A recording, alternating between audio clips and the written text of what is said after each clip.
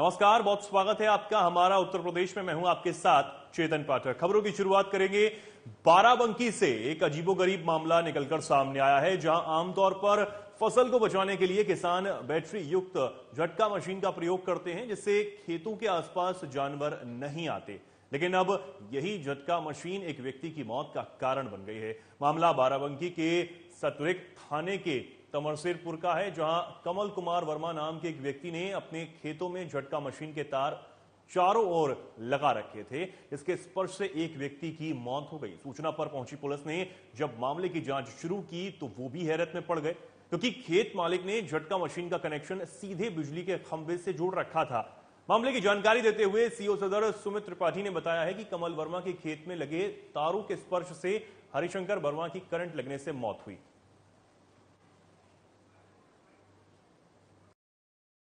के ग्राम तमरसेपुर से हमें ये सूचना मिली कि वहाँ के कमल कुमार वर्मा जी के खेत में जो तार बिजली के लगाए जाते हैं, जो कि जनरली जानवरों को बचाने के लिए ये लोग लगाते हैं, उसमें झटका वाली मशीन के बजाय सीधा बिजली के पोल से कनेक्शन लिया गया था। इसकी वजह से मोतीलाल पूर्वा थाना जयपुर के श्री हरिशंकर वर्मा जी की करंट लगने। अब खबर बांदा जनपद के कमासिन थाना क्षेत्र के लखनपुर गांव से है, जहां खेत में दंपत्ति का शव मिलने से हड़कंप मच गया। शव को देखकर स्थानीय लोगों ने तत्काल संबंधित थाने में घटना की पूरी जानकारी दी।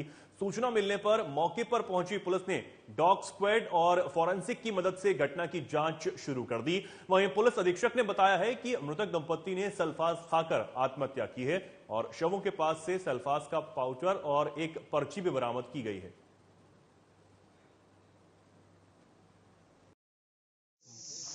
क्या हुआ था इनको, कैसे, क्या जानकारी, आपको क्या जानकारी मिली? अब जानकारी अब इधर से मिली है, ये आज कम से कम 13-14 तारीख से गायब है घर से। तेज बोलिए। दो लड़के हैं, एक लड़की। तो हम बच्चे से पूछ रहे कि अम्मा बाबू कहाँ गए, कहाँ पता नहीं कहाँ है। कल परसों तक आई है, बस कल परसों तक, आज ही तक डेट है। हम लोग को सूचना मिली कि 2 व्यक्ति उन लोगों ने सल्फास खा के सुसाइड कर लिया है। तत्काल इस सूचना पर हम सभी लोग मौके पर आए हैं। फील्ड यूनिट और डॉग स्क्वाड भी मौके पर है। यहाँ पर सीन ऑफ क्राइम को देखा गया और दोनों व्यक्तियों ने सल्फास खाई, उसकी पाउच भी पड़ी हुई है यहाँ पर, जिसमें घोल। लखनऊ के मड़ियाव थाना क्षेत्र में नाबालिग अपराधियों ने कई बार ज्वेलर्स शॉप को निशाना बनाया, पर उसको असफलता हाथ लगी। इसके पहले कोई बड़ी ज्वेलर्स लूटकांड को अंजाम देते थे। उससे पहले ही कमिश्नरेट पुलिस ने धर दबोचा। लखनऊ पुलिस को सीसीटीवी फुटेज की वजह से ये कामयाबी हाथ लगी है। 3 लुटेरों के पास से असलहे और बाइक सहित अन्य सामान बरामद किया गया है। शातिर नाबालिग अपराधी सोशल मीडिया से लूट की घटना को सीख कर गए थे। लूट की वारदात का प्लान बनाया गया। बर्थडे पार्टी करने के लिए महेश्वरी सर्राफा की शॉप पर लूट करने पहुंचे। पकड़े जाने की डर से जेवरात सर्च कर बिना वारदात किए लौटे। असलहे सहित तीनों की तस्वीरें सीसीटीवी कैमरे में कैद हो गईं। पीड़ित सर्राफा व्यवसायी हर्ष की शिकायत पर मड़ियाव पुलिस ने तीनों आरोपियों को गिरफ्तार कर लिया है। राजधानी लखनऊ की मड़ियाव पुलिस ने 3 शातिर लुटेरों को गिरफ्तार किया है, जो एक ज्वेलरी शॉप में लूट की घटना को कारित करने का प्रयास कर रहे थे। इस संबंध में हमारे साथ बातचीत करने के लिए डीसीपी नॉर्थ मौजूद हैं। सर, बहुत बहुत स्वागत है आरएन टीवी नेशनल पर। सर, क्या मामला था, किस तरह से बता दीजिए। ये दिनांक 30 अप्रैल की एक घटना है। थाना क्षेत्र मड़ियाव में दिन दहाड़े एक ज्वेलरी शॉप में 3 अज्ञात बदमाश घुसते हैं। वहां पर तमंचे के दम पर लूट करने का प्रयास करते हैं। जो ज्वेलरी शॉप का जो ओनर है महेश्वरी ज्वेलर्स, उसको धमकी देते हुए फिर वहां से फरार हो जाते हैं।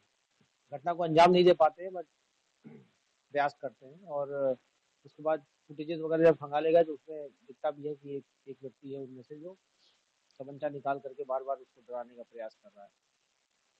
अभियोग पंजीकृत किया जाता है। तत्काल जो है पुलिस एक्टिव होती है और नियमानुसार इन तीनों को आज इनकी गिरफ्तारी होती है। जो गिरफ्तार अभियुक्त हैं तीनों बाल अपचारी हैं। इनके पास से 315 बोर का तमंचा बरामद किया गया है। जिस बाइक से इन लोगों ने घटना को अंजाम दिया था वो बाइक भी पुलिस ने बरामद किया है।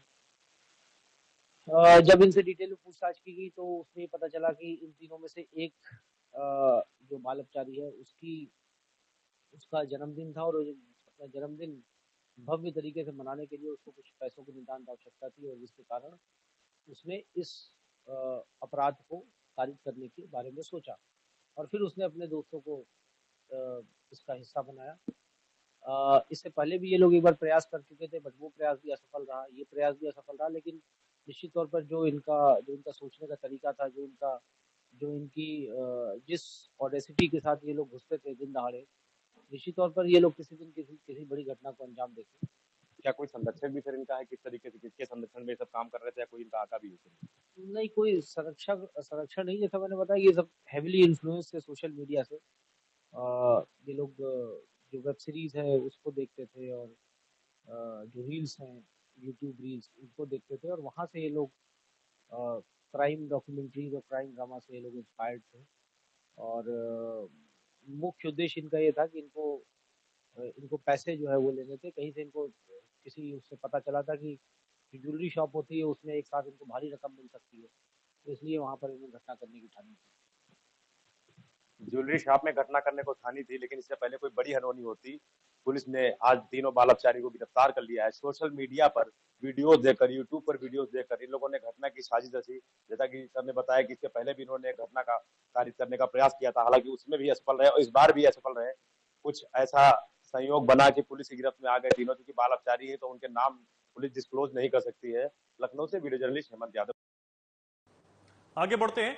बाराबंकी जिले में 30,000 रुपए के लेन देन की रंजिश को लेकर बेखौफ दबंगों ने गांव वालों के सामने एक महिला को पीटा। दबंगई करते हुए महिला को बेहोशी की हालत में मोटरसाइकिल पर लादकर अपने साथ घर पर ले जाकर भी बुरी तरह उसकी पिटाई की।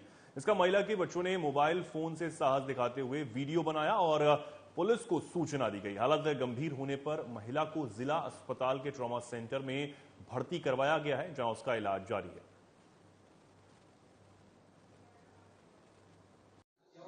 राहुल, मोहित, विपिन, प्रेम प्रकाश, सोहित, यही रुपया हमने 30,000 रुपया उनको दिए थे। बोले 1 महीना बाद वापस कर देंगे। 1 महीना बाद नहीं, हम 2 महीने बाद पैसे मांगे तो बोले बार बार हमसे मत मांगा करो, जब हमारे पास पैसे होगा तो हम तुमको पैसे देंगे, और नहीं तो जो कुछ करना है तुम जाओ कर लो, या थाने में रिपोर्ट करो, चाहे बाराबंकी सीओ साहब के यहाँ जाओ, और ज़्यादा बोली हो तो तुमका लोग का मार के हम फेंक देवे। और ना हम पुलिस के डरते हैं, ना तो हम थाना कोतवाली डरते हैं। रुपया पैसा दे के हम मामला सब रफा दफा कर लेंगे। हम चार भाई हैं, ज़्यादा बोलोगे तो पटक के मारेंगे तुमको। लैटरिंग में पल्ला खोल के लैटरिंग में हिले। राहुल, विपिन, मोहित, सोहित तीनों जने आए, लैटरिंग के पल्ला खुद तोड़ के हमका आँच के बाहर निकाल के खलझरिया में घसीट के खूब मारे ने। हमारा कपड़ा उपड़ा फाड़ डाले ने। उसके बाद फिर मोटरसाइकिल पे लाद के अपने घर का ले गए। अपने घर में खूब मारे हमका, कहन कि तुमका बारी बारी सबका हम लेके गड़ासा से काट डालब। हमरा का कहते सरिया से मारे ने, एक बांका ले रहे, बांका से मार देने आँखी पे। 31 वर्षीय महिला के साथ मारपीट और छीना झपटी आदि से संबंधित एक तहरीर प्राप्त हुई। इस पर अभियुक्त तत्काल पंजीकृत करते हुए इसमें थाने से 3 अभियुक्तों को गिरफ्तार कर लिया गया, जिनके नाम क्रमशः विपिन, सोहित और राहुल हैं। इसके साथ ही घटना में एक बाइक का भी प्रयोग किया गया था, उस बाइक को भी बरामद कर लिया गया है। इसके संदर्भ में साक्ष्य संकलन करते हुए आवश्यक विधिक कार्रवाई निभा। सोनभद्र सदर रॉबर्ट्सगंज के ब्लॉक चतरा ग्राम पंचायत गुरोठी में गोवर्धन पूजा का आयोजन किया गया। वहीं पूजा में बिहार से आए हुए बाबा अमरदेव ने पूजा की शुरुआत अपने सिद्ध विधि द्वारा की। पूजा के आयोजन में हजारों श्रद्धालुओं की भीड़ उमड़ पड़ी। वहीं आर्यन टीवी के संवाददाता कन्हैया लाल ने पूजा में आए श्रद्धालुओं से उनसे बातचीत की और उनसे जाना कि वो यहाँ पर आए हैं और उन्होंने किस तरह से पूजा अर्चना की।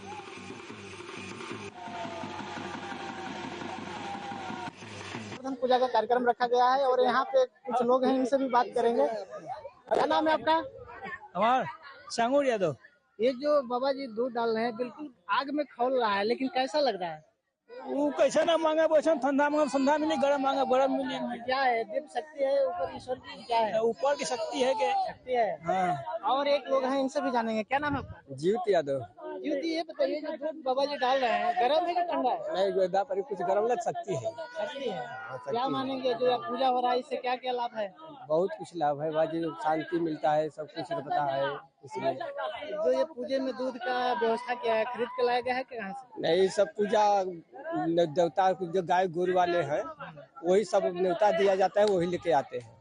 हाँ, ये घरे का गाय भाई कहारी का जो आते हैं सब जाल ग्वाल वंश वाले सब लेके आते हैं।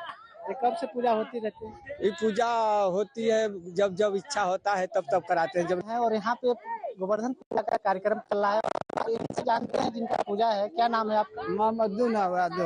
ये जो पूजा चल रहा है कैसा रहा? दूध जो गर्म है आपको कैसा एहसास लगा? साथ गर्म और ठंडा। इसको क्या मानते हैं, शक्ति है ऊपर की? है। नोएडा की सेक्टर फेज 3 थाना पुलिस ने फेज 3 थाना क्षेत्र के सेक्टर 70 में चल रही नकली घी और बटर तैयार करने वाली फर्जी फैक्ट्री का भांडाफोड़ किया है, जिसके बाद 5 लोगों को पुलिस ने गिरफ्तार किया और 6 लोग वहां से फरार होने में कामयाब रहे। ये सभी आरोपी अमूल कंपनी के रैपर में लोकल घी और बटर पैक कर बेचते थे। कब्जे से 5 क्विंटल नकली घी और बटर 1 लाख अमूल कंपनी के रैपर बरामद किए गए हैं। 4-5 महीने से ये चल रहा था, जिसमें ये लो क्वालिटी के जो फैट स्प्रेड थे, Nutralite, Oscar Lite, Daily Lite, इन सब ब्रांड्स के, इनको ये अमूल रैपर में रैप करके एज अ अमूल बटर जो है वो बेच रहे थे, सप्लाई कर रहे थे। तो जो फैट स्प्रेड्स होते हैं उनकी जो है कॉस्ट के हिसाब से हम देखें तो कॉस्ट भी कम होता है और क्वालिटी भी कम होती है। तो उसको ये अमूल बटर के पूरा रैपर में रैप करके और उसको उसके कॉस्ट पे बेच रहे थे। फेज 3 के एसीपी फर्स्ट जो सेंट्रल नोएडा के एसीपी हैं और थाना अध्यक्ष को ये सूचना मिली थी कि यहाँ सेक्टर 70 में एक मकान में किराए में लेकर के कुछ लोग काफ़ी मात्रा में बटर की सप्लाई करते हैं, अमूल बटर की सप्लाई करते हैं। जब इस पर रेड की गई तो करीब 5 कुंटल जो है नकली घी और ये बटर बरामद हुआ है। केंद्र की मोदी सरकार के 9 साल पूरे होने पर बीजेपी ने महाजनसंपर्क अभियान शुरू किया है, जिसे लेकर बीजेपी प्रेस वार्ता कर मोदी सरकार की उपलब्धियों को गिनवा रही है। इसी कड़ी में बदायूं जिले में उत्तर प्रदेश सरकार की शिक्षा मंत्री गुलाबो देवी, हरियाणा के पूर्व बीजेपी उपाध्यक्ष अरविंद यादव ने प्रेस कॉन्फ्रेंस कर मोदी सरकार के 9 सालों की योजनाओं को बताया। इस दौरान उन्होंने मीडिया के सवालों के जवाब भी दिए। जन कल्याण योजनाओं के बारे में बात करते हुए उत्तर प्रदेश सरकार की शिक्षा मंत्री गुलाबो देवी ने कहा कि देश में 9 साल की मोदी सरकार ने कई ऐतिहासिक फैसले लिए हैं। मोदी सरकार ने जनता के हितों के लिए कई योजनाओं को चलाया है, जिससे जनता को सीधे लाभ मिल रहा है। जो विषय सारा चल रहा है, तुरंत सुप्रीम कोर्ट ने संज्ञान लिया, सुप्रीम कोर्ट ने एफआईआर दर्ज करने का आदेश दिया। सुप्रीम कोर्ट के आदेश के ऊपर इस सारे मामले के अंदर एफआईआर दर्ज हुई। तो जब कोर्ट बीच के अंदर आ जाती है तो कोर्ट का सारा मामला उन्हीं के संज्ञान के अंदर सारी जांच चल रही है। मैं पहलवानों से भी कहूंगा कि आपको धैर्य रखना चाहिए, जांच का इंतजार करना चाहिए। जांच के बाद दूध का दूध, पानी का पानी हो जाएगा। यदि ब्रजभूषण सिंह जो है दोषी पाए जाते हैं तो जो कड़ी से कड़ी सजा है उनको मिलेगी। तो सारे जांच का इंतजार करके इतनी तेजी के अंदर से मेडल को बहाने जाना, इतने धरने देना, इतना जुलूस करना, एक ऐतिहासिक पल था नई संसद का, उसके ऊपर जाके जो है वहाँ उसको घेराव करना, महिलाओं को बुलाना, तो धैर्य रखना चाहिए। मैं पहलवान, हमारी बेटियां हैं, हमारे बेटे हैं। जहाँ तक लव जिहाद का मामला है, सरकार इस पर जो लोग भ्रमात्मक स्थिति में लड़कियों को बहका कर ले जाते हैं और सरकार के सामने ये चीजें आती है, उसमें दंडात्मक कार्रवाई की जाए और हम आगे भी करेंगे और इसको रोकने का पूरा प्रयास करेंगे। अपनी भावनाओं के आधार पर कोई कुछ करे, उसको कोई बालिक के लिए कोई नहीं रोक सकता, लेकिन जनेऊ पहनकर, हाथ में कलावा बांधकर, नाम बदलकर लड़कियों के साथ में जो धोखा किया जाता है वो संज्ञान में आएगा। तो सोना थाना क्षेत्र के दुबौली गांव में रहने वाले 2 सगे बदनसीब भाइयों का नाम मोहम्मद नाजिम और मोहम्मद आकिब है।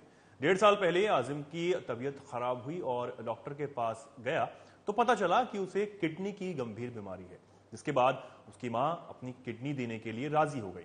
अभी उसका इलाज चल ही रहा था कि 6 महीने पहले आकिब के छोटे भाई की भी तबीयत अचानक से खराब हो गई और उसे भी जब परिवार वालों ने डॉक्टरों को दिखाया तो पता चला कि उसकी भी किडनी ठीक नहीं है। खबर सुनते ही परिवार वालों पर जैसे दुखों का पहाड़ ही टूट गया। अब ये दोनों भाई अपने पिता के कंधों पर सर रखकर जिंदगी के कम होते दिनों को गिन रहे हैं। परिवार वालों का कहना है कि किसी तरह से एक बेटे के लिए तो मां ने किडनी देने का निर्णय लिया, लेकिन अब उन्हें यह समझ नहीं आ रहा कि उनके छोटे बेटे की कितनी किडनी कहां से आएगी। कुल मिलाकर अब उनके दोनों बेटों की जिंदगी रुपया ही बचा सकती है। घर वालों का कहना है कि इस बीमारी में डॉक्टरों ने बताया कि 22 लाख का खर्च आएगा, जिसे वहन करना गरीब परिवार के लिए नामुमकिन है। अब ये गरीब परिवार सरकार और मददगारों से मदद की गुहार लगाते हुए नजर आ रहा है। सर, ये लोग किडनी पेशेंट है। मेरे हिसाब से एक का इनका 1.5 साल से चल रहा है इलाज, इनका 7 महीने से चल रहा है। और डायलिसिस का फी खर्चा लगभग 3000 रुपया आता है, और ऊपर से पीपीओ का इंजेक्शन और आयरन का इंजेक्शन मेरे हिसाब से लगभग 17-18 लाख रुपए हो चुका है। भैया इन दोनों को किडनी का प्रॉब्लम हो गया है। इनको लखनऊ में जांच कराए, बेमा में भी जांच कराए थे। पहले बेमा में जांच कराए थे तो यहाँ पता चला कि क्रेटिन 17 है। 2009 जी दोनों लोग नहीं, तो 1.5 साल से मैं डायलिसिस करा रहा हूँ। करीब करीब 18 से 19 लाख रुपए खर्च हो गए। अब वो स्थिति है नहीं। अब जी अब यही अपील यही है भैया जनता से और सरकार से कि मदद करें हमारी। बस फर्रुखाबाद में एक अनोखा मामला निकलकर सामने आया है। फर्रुखाबाद के कोतवाली मोहम्मदाबाद क्षेत्र के मदनापुर गांव के रहने वाले दिनेश का 2.5 साल का बच्चा अक्षय घर के आंगन में खेल रहा था। तभी आंगन में कहीं से एक सांप का बच्चा अक्षय के पास आ गया। अक्षय उसके साथ भी खेलने लगा। खेल खेल में अक्षय ने सांप को मुंह में पकड़ लिया और अपने दांतों से चबा डाला। इससे सांप लहूलुहान हो गया। जब अक्षय की दादी सुनीता ने बच्चे को सांप को चबाते हुए देखा तो उसके मुंह से सांप के बच्चे को निकाला। सांप को गहरा घाव लगा और उसने वही मौके पर ही दम तोड़ दिया। बच्चे अक्षय की हालत बिगड़ने पर आनन फानन में दादी जिला अस्पताल लोहिया लेकर पहुंची और अक्षय का इलाज करवाया गया। कीड़ा डाल मुझसे चबा लिया। एक कीड़ा था या कुछ और था? सांप था, छोटा सा। छोटा सांप? हाँ। इसने चबा लिया? हाँ। तो अभी कहाँ लेके आई हो? लोहिया में। ठीक है बच्चा? हाँ सही तो है। पहले भी ऐसे हुआ कि पहली बार इसने किया? पहली बार हुआ भैया। सांप जिंदा है मर गया? मर गया भैया। अब खबर गोरखपुर से है, जहां अंडरग्राउंड होकर जमीन का धंधा करने वाला माफिया राकेश यादव बदमाशों की सूची में गोरखपुर जिले के टॉप 10 और प्रदेश के टॉप 61 में शामिल है। राकेश यादव की जड़ें जमीन के धंधे में इतनी गहरी हैं कि विवादित भूमि पर कब्जा करने से लेकर उसे बेचने तक कोई हस्तक्षेप नहीं करता है। पुलिस को कई दिनों से उसकी तलाश थी, लेकिन कहीं कोई सुराग नहीं मिल पा रहा था। माफिया राकेश यादव ने पुलिस को चकमा देते हुए शनिवार को कोर्ट में आत्मसमर्पण कर दिया। 90 के दशक में अपराध में कदम रखने वाले इस माफिया पर 52 मुकदमे दर्ज हैं। साथ ही बता दें कि माफिया राकेश यादव ने जेल से छूटने के बाद लंबे समय तक नेपाल में शरण भी ली थी।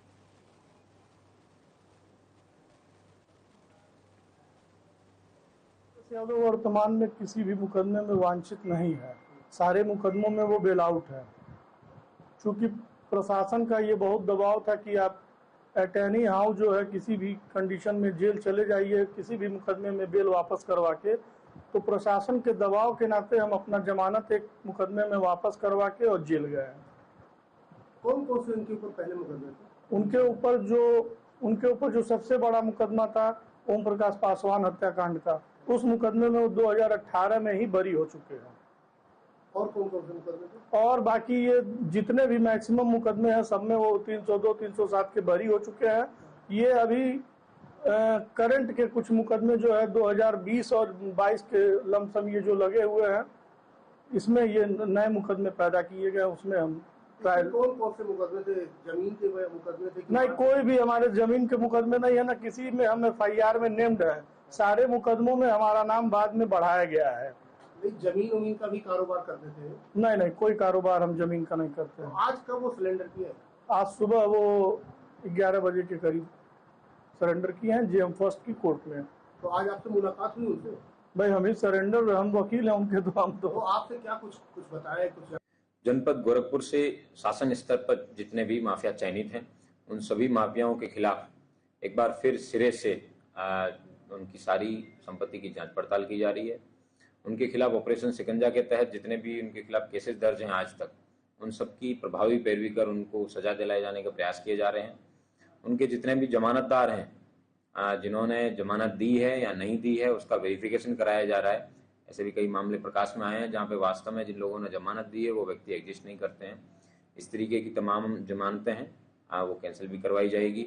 उसके साथ साथ वर्तमान में जो ये रिसेंट कई मुकदमे दर्ज हुए हैं उन सभी में विभिन्न माफियाओं जिसमें अजीत साई अभी जेल में गए हैं, उसके साथ साथ विनोद उपाध्याय जिनके खिलाफ अभी मुकदमा दर्ज हुआ है लेकिन वो भी फरार है, उसके खिलाफ इनाम भी किया जा चुका है। इनाम राशि भी जल्द बढ़ाई भी जाएगी। मुख्यमंत्री योगी आदित्यनाथ ने सामुदायिक स्वास्थ्य केंद्र का उद्घाटन किया। इस मौके पर उन्होंने क्या कुछ कहा, आपको सुनवाते हैं। भाइयों बहनों, यह एक बहुत बड़ी उपलब्धि है और उसके लिए इस प्रकार के स्टाफ की भी तैनाती हुई है जो यहाँ पर आसानी से सुविधा उन लोगों को उपलब्ध करवा सके। बहुत अच्छी व्यवस्था के साथ इसको जोड़ने का कार्य हुआ है और इसीलिए मैं आज आपके पास आया हूं कहने के लिए। मैंने अभी यहाँ के सीएमओ से भी कहा है, गोरखपुर के कमिश्नर साहब से मैंने कहा कि एक यहाँ पे हेल्थ एटीएम भी लगाइए। हेल्थ एटीएम का मतलब 60 प्रकार की 55 से लेके 60 प्रकार की जांचें यहीं पर हो जाएंगी। आपको गोरखपुर जाने की आवश्यकता भी नहीं, यहीं से सब वर्चुअली ये सब टेली कंसल्टेशन से ही आप गोरखपुर मेडिकल कॉलेज हो, जिला चिकित्सालय हो, एम्स हो या फिर लखनऊ के किसी डॉक्टर से बात करनी होगी जिससे पहले से अपॉइंटमेंट ले रखा है, उसको वहीं पर उसकी जांच रिपोर्ट भेजा, वहीं पे वो दवा लिख देगा और वो भी आपके पास वहां से लिख करके तत्काल आ जाएगा। मुश्किल से 10 मिनट के अंदर एक पेशेंट यहीं पे बैठे बैठे गोरखपुर, लखनऊ या दिल्ली से अपनी पूरी रिपोर्ट ले सकता है और उससे लाभ प्राप्त कर सकता है। इसको हेल्थ एटीएम लगाने के लिए हमने कहा बहुत जल्दी लगवा दो यहाँ पे। बट जो सीएससी है, ये जो सामुदायिक स्वास्थ्य केंद्र है, ये बहुत अच्छा स्वास्थ्य केंद्र है। इसमें डॉक्टर्स की संख्या बढ़वाएंगे भी और अच्छी सुविधा यहाँ पर देंगे जिससे यहाँ के लोगों को और अच्छी सुविधा, आसपास के लोगों को, ये केवल ये तो जंक्शन है भटट गोरखपुर और महाराजगंज का, यानी इस विकास खंड के लोग तो इससे लाभान्वित होते ही हैं। साथ साथ महाराजगंज के श्यामदेरुआ से लेकर के प्रतावल तक के सभी लोग यहीं से सुविधा प्राप्त करके आगे बढ़ सकते हैं। श्री छोटेलाल गुप्ता जी के नेतृत्व में महाराजगंज के कार्यकर्ता यहाँ पर आए ही हैं और इसीलिए आज के इस अवसर पर मैं एक बार फिर से आज आपको ये सुविधा यहाँ प्राप्त हुई है। ये बेहतरीन सुविधा के लिए मैं आप सबको बधाई देता हूँ। HURL परिवार को हृदय से धन्यवाद देता हूँ कि उन्होंने अपने CSR मत से गोरखपुर के 5। फिलहाल के लिए खबरों में इतना ही। नमस्कार।